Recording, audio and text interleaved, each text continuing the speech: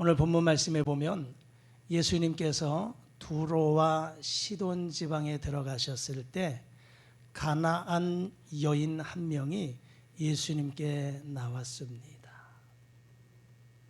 그것은 자신의 딸이 흉악히 귀신 들려서 너무나도 고통스럽기에 주님 앞에 가지고 나온 거예요.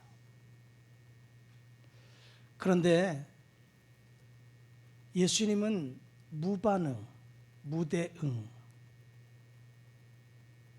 전혀 반응이 없습니다. 하지만 그럼에도 불구하고 이 여인은 포기하지 않는 그 믿음으로 예수님 앞에 간구할 때 우리 주님이 이 여인의 딸, 흉악히 귀신 들린 여인의 딸을 고쳐주신 내용이 오늘 본문 말씀에 소개되고 있습니다. 오늘 이 말씀 속에 이 가정의 상황을 한번 살펴보시죠. 사랑하는 딸이 흉악히 귀신 들렸습니다. 그래서 귀신에게 조종당하고 있습니다. 여러분, 이 모습을 바라보는 어미의 심정이 어떠할까요? 우리는 이 성경 속에 그냥 글로 표현된 글로 우리가 읽으면 그럴 수 있겠다, 그냥 지나갈 수 있을 것 같지만 여러분의 가정에 사랑하는 자녀가 흉악히 귀신 들려서 너무나도 고통스러운 모습을 날마다 괴로움 속에 살아가는 그 모습을 보면 여러분은 어떤 심정이겠습니까? 여러분, 누구나 마찬가지로 부모는 자식의 아픔이나 생명까지도 부모가 대신 지고 가고자 하는 것이 부모의 마음입니다.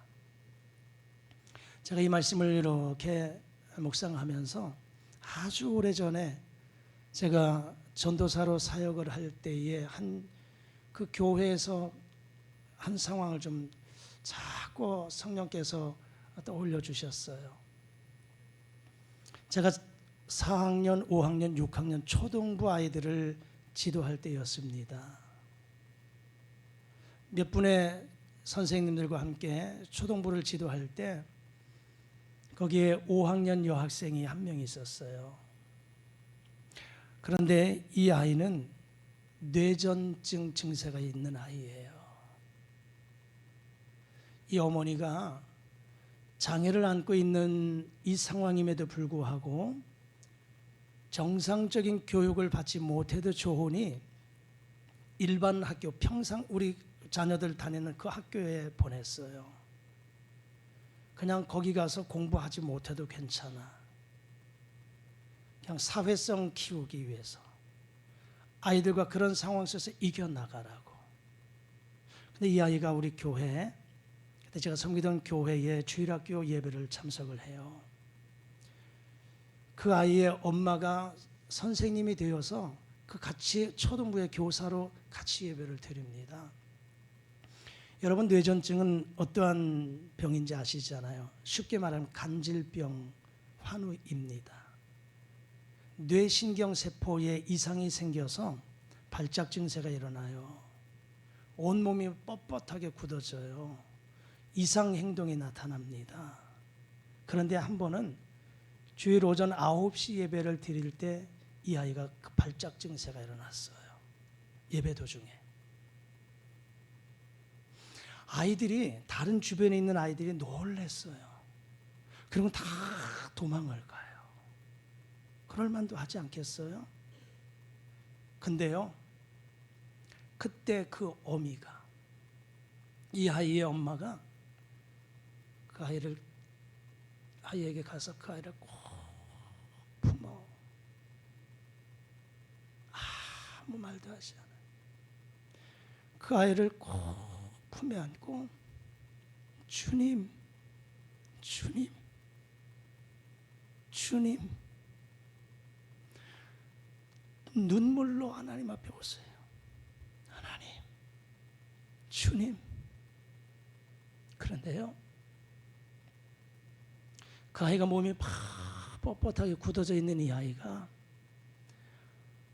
엄마 품에 안겨서 엄마의 체온을 받으면서 그 아이가 정상으로 돌아오더라고요. 제가 그 모습을 한 몇 번 봤어요. 그럴 때마다 이 집사님은, 그 엄마는 이 아이를 품에 안고 다른 걸 할 수 없어. 내 힘으로 할 수 없고 그냥 하나님 앞에 기도하는 거예요. 하나님 도와주세요. 하나님 이 아이 살려주세요. 그 눈물로 하나님 앞에 호소할 때 그 아이가 회복이 되더라고요. 이것이 바로 부모의 마음입니다. 부모의 심정입니다. 혹 이 중에 여러분은 성도님들 가운데 자녀, 가족 중에 육체적인, 정신적인 아픔 가운데 고통 중에 있는 분이 계시다 하면 이 심정을 조금 헤아릴 수 있을 거예요. 이 여인도 생명처럼 소중한 자신의 딸을 고치기 위해서라면 무엇이든지 해야 되겠다는 그 심정 가지고 주님 앞에 나왔습니다. 그리고 평상시 이 어머니, 흉악히 귀신 들려 고생하는 이 딸아이를 고치기 위해서 몸부림쳐보지만 자기의 힘으로는 어떻게 할 수 없는 모습이에요. 내가 힘이 있나? 내가 물질이 있으면 그 돈으로 이 아이를 몸에 있는 귀신들을 내보낼 수 있을까? 권력으로 할 수 있을까? 무엇으로도 할 수 없는, 해결할 수 없는 이런 모습입니다. 여러분, 우리도 살아가다 보면요, 우리도 살아가다 보면 내 개인이나 가정이나 직장이나 일터에서 일어나고 있는 문제들 속에서 속수무책일 때가 있어요. 내 자신의 힘으로 해결할 수 없는 그 모습, 그런 모습 속에 좌절을 느낄 때가 있어요. 그래서 낙심하게 될 때가 있습니다.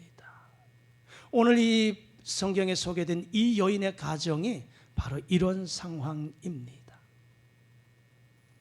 다른 방법이 없습니다. 이러던 차에 이 여인은 예수님의 소문을 듣게 됩니다. 오늘 이 본문의 말씀은요, 마태복음 15장 21절과 28절까지 있는 말씀이 마가복음 7장 24절에서 30절까지도 동일하게 말씀해 주고 있습니다. 그런데 오늘 이 마태복음 15장에는 없는 말씀이 마가복음 7장 25절에 가서 이렇게 말씀해 주고 있습니다. 우리 자막과 함께 읽어보시죠. 시작. 이에 더러운 귀신 들린 어린 딸을 둔 한 여자가 예수의 소문을 듣고 곧 와서 그 발 아래 엎드리니. 아멘. 이 여인은 예수님의 소문을 들었습니다. 여기에서 이 가정의 문제 해결의 시작점을 찾아볼 수가 있습니다. 내 인간의 힘으로는 도저히 불가능한데 이러한 상황 속에서 이 여인에게 들려온 예수님의 소문, 예수의 소문을 들었습니다. 예수님의 소문이 누구를 통해서, 어떠한 경로를 통해서 들었는지는 모르겠지만, 야, 예수라는 사람에게 가면 죽은 사람도 살리더라. 예수는 모든 병도 고치시더라. 예수님은 모든 문제도 해결하시더라. 이런 소문을, 이야기를 들었다라고 하는 것입니다. 여러분, 우리의 귀에 어떠한 것이 들리냐, 이것이 중요합니다. 우리는 하루에도 수없이 많은 이야기를 듣지만 들어서 유익한 것이 있는가 하면 또 그렇지 못한 것들이 있습니다. 특별히 우리는 이 믿음 생활 가운데 무슨 소식을 들어야 되느냐? 예수님의 소식, 예수님의 소문, 복음의 메시지, 말씀을 들어야 되는 줄 믿습니다. 오늘 이 여인은 예수님의 소문을 듣고 주저하지 않았어요. 예수님께로 가면 귀신도 고칠 수 있다, 귀신도 물리칠 수 있다, 이러한 소식을 들었다면 이 여인이 주저하지 않았죠. 그냥 달려나갈 수밖에 없는 것이죠. 거리가 멀다고 해도 나가는 길에 여러 가지 장애물이 있어도 그거 마다하지 않고 내 딸을 고칠 수만 있다면 내가 예수님께로 가야지, 이 마음, 이 믿음 가지고 주님께로 나왔습니다. 주님께로 나왔어요. 딸을 살리기 위한 최후의 길입니다. 우리는 여기에서 이 여인에게 배울 수 있는 한 가지 믿음, 행동의 믿음을 배울 수 있어요. 여러분, 이 여인 소문을 듣고 그냥 주저앉아 있지 않았습니다. 예수의 소문을 듣고는 자리를 박차고 예수님께로 나오는 실천적인 행동하는 믿음의 모습을 보여주고 있다는 것입니다. 우리의 믿음 역시 마찬가지로 행동하는 믿음이어야만 하는 줄 믿습니다. 지식적으로 알았다면 거기에서 행동으로 옮겨지는 믿음이 있어야 되는 줄 믿습니다. 여기에 하나님의 역사가 나타나는 줄 믿습니다. 자, 예수님께로 나왔어요. 이 여인이 예수님께 와서 간구합니다. 오늘 본문 말씀 22절 자막 다 같이 한번 읽어보실까요? 시작. 가난한 여자 하나가 그 지경에서 나와서 소리질러 이르되 주 다윗의 자손이여 나를 불쌍히 여기소서, 내 딸이 흉악하게 귀신 들렸나이다 하되. 자, 이 여인이 예수님께 와서 간청하는데 뭐라고 예수님을 부릅니까? 주 다윗의 자손이요. 이 여인에게 어떠한 경로로 믿음이 들어갔는지 모르겠습니다. 어떠한 경로로 예수님을 이렇게 믿었는지 모르겠지만 예수님 면전에서 이 여인의 고백은 예수님을 주님으로, 할렐루야, 당신은 주인이십니다, 나의 주님이십니다, 구원자 되십니다, 그리고 다윗의 자손입니다 라고 이 사실을 믿고 고백했습니다. 여러분, 여기에서 주 다윗의 자손이라고 하는 것, 예수님은 아브라함과 다윗의 후손으로 이 땅에 오신 메시아라고 하는 사실을 믿고 고백한 겁니다. 그렇습니다. 예수님은 흉악의 결박을 풀어주고 멍에의 줄을 끌어주고 압제당하는 자의 자유케 하시고 모든 멍에를 꺾는 분으로 말씀하십니다. 예수님은, 하나님은 오늘도 내가 그분을 향해서 부르짖으면 들으시고 응답하시는 하나님이십니다.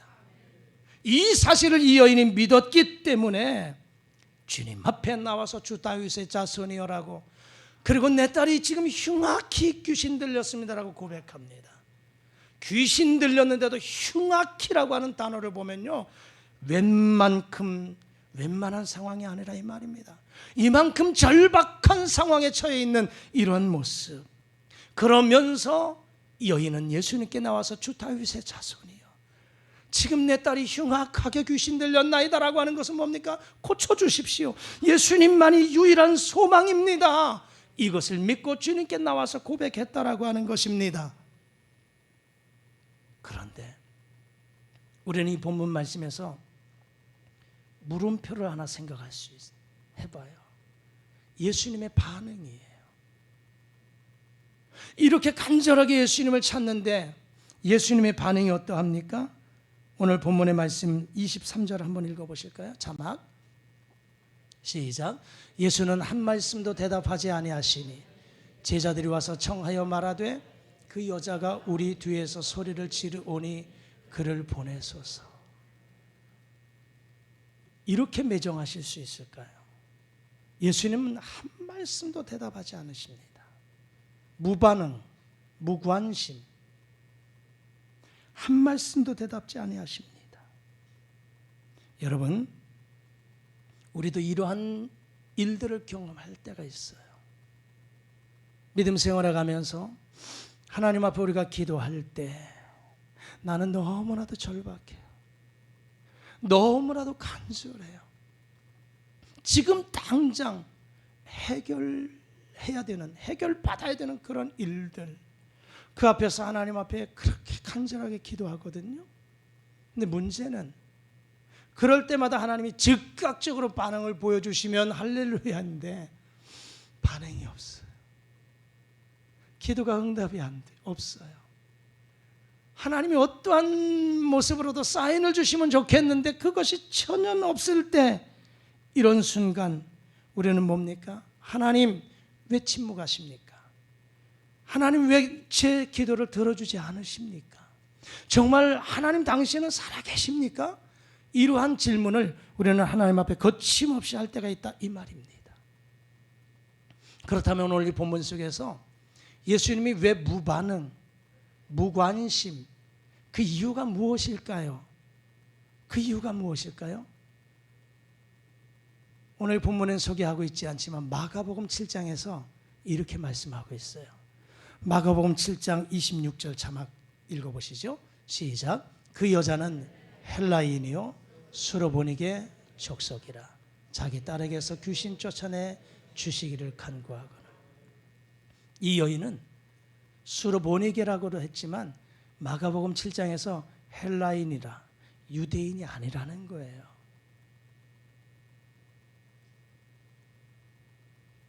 헬라인이다. 이 여자는 수로보니게 족속이다. 마태복음 15장에서는 가나안 여인으로, 마가복음 7장에서 헬라인이요 수로보니게 족속이다. 유대인이 아니라 선택받은 민족이 아니고 이방 여인이다, 이 말입니다. 그런데 우리 주님이 이러한 반응을 보이셨는데 거기에서 제자들의 반응도 성경은 소개하고 있어요. 제자들은 23절에서 뭐라 합니까? 그 여자가 우리 뒤에서 소리를 지릅니다. 그러니 그를 보내주십시오. 이 제자들도 이 여인을 귀찮게 생각한 거예요. 귀찮게 생각하고 무시해버립니다. 여기에 대한 예수님의 반응이, 제자들의 이 이야기에 예수님의 반응이 24절에서 소개하고 있어요. 자막 한번 띄워주시죠. 24절 시작. 예수께서 대답하여 이르시되 나는 이스라엘 집에 잃어버린 양 외에는 다른 데로 보내심을 받지 아니하였노라 하시니. 이 여인은 헬라인이요 이방 여인이라 그랬어요. 근데 나는 이스라엘의 집에 잃어버린 양 외에는 보내심을 받지 않았다. 나는 선택받은 민족 외에는 보내심을 받지 않았다. 저 여인은 이방 여인이다. 그러므로 나는 관심이 없다, 이 얘기입니다.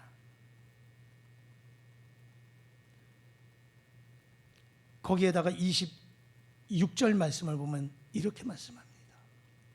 자막 한번 읽어보시죠. 시작. 자녀의 떡을 취하여 개들에게 던짐이 마땅하지 아니하니라. 엄청난 모욕의 말씀입니다. 나는 이스라엘 집에 잃어버린 양 외에는 보내심을 받지 않았다, 여기에서 끝나지 않았고 자녀의 떡을 취하여 개들에게 주는 것이 옳지 않다. 점잖게 얘기하신 것 같지만요, 이 말씀은요 엄청난 수치와 모욕적인 언사입니다. 너는 개와 같은 여인이야. 우리 유대인들이, 우리 민족이 너희들을 개처럼 취급한다. 자녀의 떡을 취하여 개들에게 주는 것 옳지 않다. 개들까지도 그 자녀의 떡을 먹을 자격이 없다. 너희들은 이런 사람들이다. 굉장한 인격 모독이요 자존심의 상처를 주는 말입니다. 우리도 살아가다 보면 이런 일 경험합니다. 우리가 가장 가까운 사람에게로부터 상처받을 때가 있어요. 심지어 가정에서 가족으로부터 상처받을 때 있어요. 부모와 자녀와의 관계 속에서도 그럴 수 있어요. 직장에서 동료와의 관계 속에서도, 심지어 교회에서 목사로부터 상처받을 수 있고요. 성도들과의 관계 속에도 상처받을 때가 있어요. 말 한마디에, 무관심에, 자칫 오해받을 행동으로 인해서 상처받을 때가 있습니다. 여러분, 여러분도 이러한 상황에 직면하면 여러분의 심정이 어떠십니까? 여러분 그들을 향해서 어떠한 모습으로 반응을 보이십니까? 여러분 오늘 이 여인이 예수님으로부터 엄청난 모욕을 받았는데 여기에서 이 여인의 모습을 찾아보면서 우리가 배울 수 있는 믿음의 모습 하나 있습니다. 여러분이 이 가운데 이와 같은 상황에도 이 여인은 포기하지 않았습니다. 계속해서 따라가면서 부르짖습니다. 여러분 우리가 기도하더라도 기도하면서 응답이 좀 더딘 것 같다 할지라도 포기하지 마십시오. 끝까지 응답이 될 때까지 낙심하지 말고 포기하지 말고 기도하며 주님 앞에 가까이 나가실 수 있기를 주의 이름으로 축복합니다. 오늘 예수님의 반응에 대한 이 여인의 모습이 어떻게 보여주고 있습니까? 22절, 25절 우리 자막 한번 읽어보실까요? 자, 시작. 주 다윗의 자손이여 나를 불쌍히 여기소서. 주여 저를 도우소서. 27절. 주여 올소이다마는 개들도 제 주인의 상에서 떨어지는 부스러기를 먹나이다. 예수님을 향해서 이 여인은 주 다윗의 자손이여 나를 불쌍히 여기소서라고 고백하고 그리고 주님 저를 도와주십시오. 그리고 예수님이 당신은 개와 같은 여인이라고 취급을 하셨지만 옳습니다. 당신께서 나를 잘 보셨습니다. 그렇습니다. 나는 그렇습니다. 개와 같이 취급당하는 사람입니다. 그래도 좋습니다. 하지만 그 개들도 주인의 상에서 떨어지는 부스러기를 먹지 않습니까? 저에게 그런 부스러기의 은혜라도 주십시오. 나는 주님의 은혜가 필요합니다. 나는 당신이 필요합니다. 이렇게 매달리는 이 여인입니다. 여러분, 이 여인의 대답은 너무나도 놀랍습니다. 맞습니다. 나는 자격이 없습니다. 그러나 주님은 은혜를 주시는 분이시지 않습니까? 저는 그 은혜가 필요합니다. 이 여인의 이 모습이 오늘 저와 여러분들 속에서도 나타날 수 있기를 주의 이름으로 축복합니다. 이 여인의 이 고백 속에 우리 주님 너무 감동을 받으셨어요. 28절 자막 읽어보실까요? 시작. 이에 예수께서 대답하여 이르시되 여자여 내 믿음이 크도다. 내 소원대로 되리라 하시니 그때로부터 그의 딸이 나으니라. 아멘. 여러분 우리 주님이 너무 감동을 받으셨어요. 여인이여 내 믿음이 크구나. 내 믿음대로 될지어다. 이 어머니의 믿음으로 그 딸 아이의 귀신 들린 이 흉악한 귀신이 떠나간 줄 믿습니다. 그렇습니다. 우리가 하나님의 은혜를 사모할 때 그 하나님의 은혜는 어떤 사람에게 임하는가? 포기하지 않는 사람에게 하나님의 은혜는 임하는 줄 믿습니다. 여러 가지 어려움과 고난 속에서도 주님을 의지하는 자에게 하나님은 은혜와 복을 주십니다.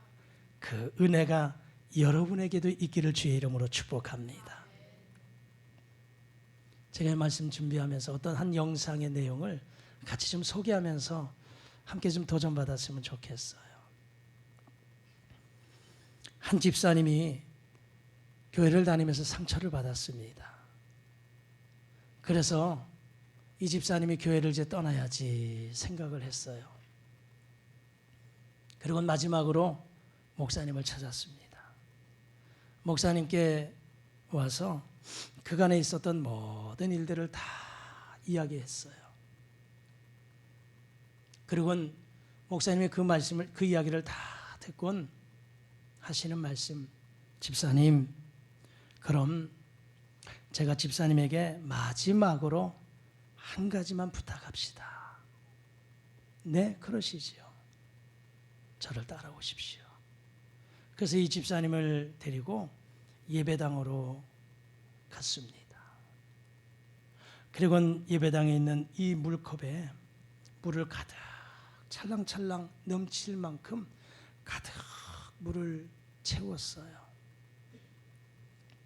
그리고 이 컵을 그 집사님에게 주면서 하시는 말씀, 집사님, 이 컵을 들고 여기서 저 예배당 끝까지 한 바퀴 돌아서 오십시오. 그랬대요. 이 집사님이 요 컵을 들고 찰랑찰랑하는 이 컵을 들고 한 바퀴를 돌아왔어요. 한 바퀴를 돌아왔어요. 그때 목사님이 물으셨습니다. 집사님, 그 컵에서 물 한 방울이라도 흘리셨나요? 아니요. 한 방울도 흘리지 않았습니다. 그러더래요. 그러니까 이 목사님이 아니 어떻게 했길래? 어떻게 했어요?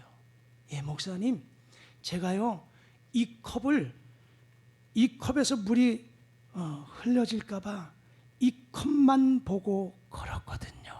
그랬대. 이 컵만 보고 걸었다는 거예요. 목사님이 그 이야기를 듣곤 집사님, 그거 아니겠습니까? 저나 집사님이나 왜 힘든 일이 없겠습니까? 그런데 바로 그거잖아요. 집사님, 하나님이 이 교회 집사님에게 맡기실 일이 있습니다.